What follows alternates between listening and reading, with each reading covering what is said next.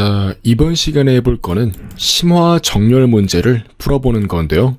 사실 기본적으로 정렬 알고리즘을 익혔다고 해서 이제 그걸 이용해서 실제 실무나 대회에서 활용하기는 매우 어렵다고 할 수 있어요. 그렇기 때문에 부단한 노력을 통해서 다양한 문제를 풀어보고 어떠한 상황에서든 특정한 알고리즘을 적용할 수 있도록 해야 돼요. 그렇기 때문에 이번 시간에는 지난 시간까지 공부를 했던 정렬 알고리즘을 토대로 심화 정렬 문제를 풀어보도록 할게요. 제가 많이 검색을 해봤는데 아무래도 백준 씨가 만든 백준 온라인 젖지 문제가 퀄리티가 좋은 것 같아서 한번 이번 시간에도 BOJ에서 풀어보도록 할게요. 자, 먼저 문자열 정렬 문제입니다. BOJ에서 1181번 문제인데요. 바로 한번 풀어보도록 할게요. 알파벳 소문자로 이루어진 n개의 단어가 들어왔을 때 아래와 같은 조건으로 정렬을 하는 프로그램을 만들라고 하네요. 자, 기본적으로 길이가 짧은 것부터 나오도록 만드는데 만약에 길이가 같다면 사전 순서대로 출력을 하도록 만들어주면 돼요. 바로 한번 작업을 해보도록 할게요. n의 개수가 2만 개보다 작기 때문에 단순하게 C++에서 제공하는 sort 함수를 이용하면 간단하게 풀 수 있을 것 같아요. 자, 이렇게 데이터의 개수가 들어오고 총 13개만큼 이렇게 문자열이 들어온 것을 확인할 수가 있죠. 이제 그걸 이렇게 정렬을 한 뒤에 출력을 해주면 되는 형식이에요. 바로 한번 작업을 해보도록 할게요. 자, 먼저 C++ 라이브러리 사용할 수 있도록 이 알고리즘을 가져올게요. 그 다음에 이렇게 A라고 해서 총 2만 개의 데이터가 들어올 수 있도록 만들어 줄게요. 그 다음 이제 컴페어 함수를 만들어 주는데요. 두 개의 문자열을 비교하는 거예요. 문자열을 비교하되 아까 먼저 길이가 짧은 순서 우선이라고 했었죠. 그렇기 때문에 두 개의 문자열의 길이를 비교해서 A가 더 짧다면 더 우선순위가 높도록 만들어주는 거고요. A가 더 길다면 우선순위가 낮도록 만들어주면 됩니다. 이제 여기에서 자기 자신이 A가 되는 거예요. 즉 쉽게 말해서 자기 자신을 어떠한 문자열과 비교했을 때 더 짧다면 우선순위가 높은 거고 더 길다면 우선순위가 낮은 거죠. 이렇게 간단하게 이해하시면 되고요. 이제 그렇게 처리를 한 뒤에 길이가 같은 경우, 즉 이 두 가지 경우에 해당하지 않는 경우라면 길이가 같은 것이기 때문에 이제 그때는 단순하게 사전순으로 정렬을 하시면 됩니다.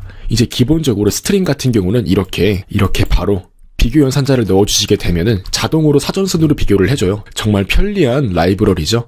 이 C++의 스트링 같은 경우는 이렇게 바로 비교를 해줌으로써 사전순으로 비교를 할 수가 있는 겁니다.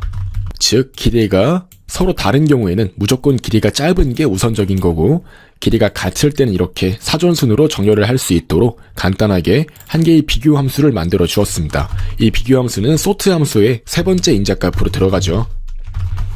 자, 이렇게 먼저 n을 입력받은 다음에 이 n개만큼 입력을 받는데 입력을 받은 뒤에는 자, 이 n 개수만큼 비교함수 컴퓨터를 이용해서 정렬을 해주신 뒤에 자, 이렇게 정렬된 결과를 출력만 해주시면 되겠죠. 또한 문제에서는 이제 동일한 단어의 경우에는 패스를 하고 출력을 하라고 했어요. 즉 이제 이렇게 바로 왼쪽에 있는 값과 동일하다면 무시하도록 만들어주는 거예요. 이렇게 해주시게 되면은 동일한 단어는 패스하고 출력이 이루어지겠죠. 즉 동일하지 않은 경우에는 이런 식으로 한자씩 출력이 이루어질 수 있도록 만들어주는 겁니다. 이제 한번 실행을 해볼게요. 실행을 해서 예시 데이터를 그대로 복사하신 뒤에 붙여넣기 해볼게요. 그럼 이렇게 성공적으로 정렬이 이루어져서 출력이 된 것을 확인할 수가 있어요. 이제 한번 실제로 넣어서 정답인지 확인해 보도록 할게요. 이렇게 넣어보시면은 정답 처리가 된 것을 확인할 수가 있고요. 바로 한번 다음 문제를 풀어보도록 할게요. 자, 이제 이번에는 조금 더 복잡한 문자열 정렬을 해보도록 할게요. 자, 바로 1431번 문제입니다. 보시면은 길이가 다를 때는 짧은 것이 더 먼저 오고요. 길이가 같다면 모든 자릿수의 합을 비교해서 더 작은 합을 가지는 것이 먼저 와요. 문자열에는 이렇게 숫자가 포함이 된다고 하네요. 그렇기 때문에 숫자일 때만 읽어서 그 합을 구한 뒤에 합끼리 비교하면 될 것 같아요. 또한 이제 보니까 1, 2번으로 비교할 수 없는 경우에는 사전순으로 비교를 한다고 하네요. 바로 한번 소스 코드를 작성을 해보도록 할게요. 이제 방금 전에 제출했던 소스 코드를 조금 바꿔주는 식으로 문제를 풀어보도록 합시다. 이렇게 출력하는 부분은 그대로 두면 될 것 같고요. 이 비교 함수만 바꿔주면 될 것 같습니다. 자, 길이가 같은 경우라면 이 A와 B에 들어있는 모든 숫자를 합한 그 값을 비교하는 거죠. 이렇게 글자에 포함된 숫자의 합이 서로 다르다면 합이 더 작은 게 먼저 오도록 만들어주시면 되고요. 이제 그렇지 않다면 사전순으로 정렬하시면 되겠죠. 이제 한번 이 getSum이라는 함수를 만들어 보도록 할게요. 자, 단순하게 특정한 문자열이 들어왔을 때 이 문자열의 길이를 받아서 이 길이만큼 반복을 하는데 숫자인 경우에만 더할 수 있도록 해주시면 되겠죠. 자, 이 문자열 0을 빼줌으로써 숫자만 가져올 수 있도록 합니다. 즉, 현재 접근하고 있는 해당 문자가 숫자인 경우에 한해서만 이렇게 합계, 즉 결과값에 더해주는 거죠. 그 다음 이제 이렇게 sum을 반환해 주시면은 성공적으로 특정한 문자열에 포함된 전체 숫자들의 합을 구할 수 있는 겁니다.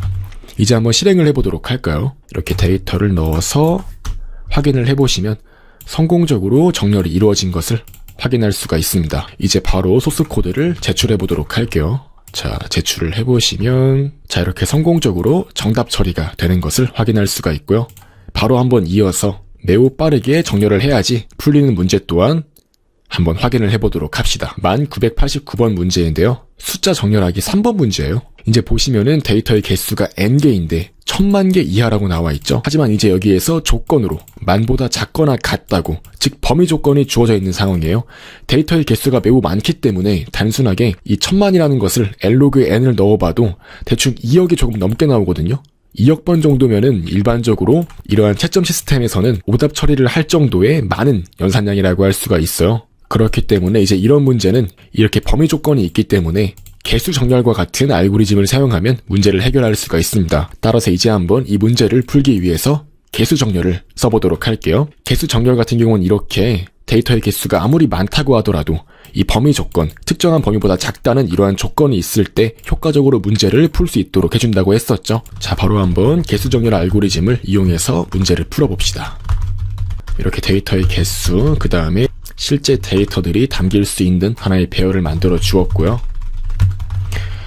자, 먼저 데이터의 개수를 입력받은 뒤에 데이터의 개수만큼 숫자를 입력받습니다. 자, 이렇게 입력받은 뒤에 해당 인덱스에 1을 더해주는 거예요. 기본적으로 이렇게 배열을 전역 변수로 만들어주게 되면은 프로그램이 시작과 동시에 이 배열에 있는 모든 인덱스의 원소값들은 다 0으로 초기화가 이루어져요.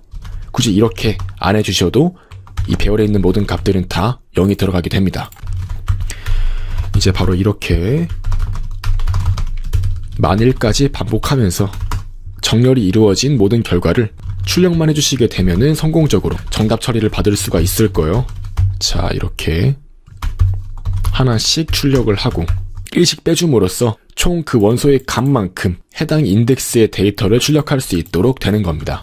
이제 이렇게 해주시게 되면은 성공적으로 정렬된 결과가 출력이 될 거예요. 이제 한번 테스트를 해보도록 할까요? 데이터를 예시로 넣어보시면은 성공적으로 정렬이 이루어진 결과가 출력이 되는 것을 확인할 수가 있어요. 정답과 일치하죠? 이제 한번 소스 코드를 제출해 보도록 할게요.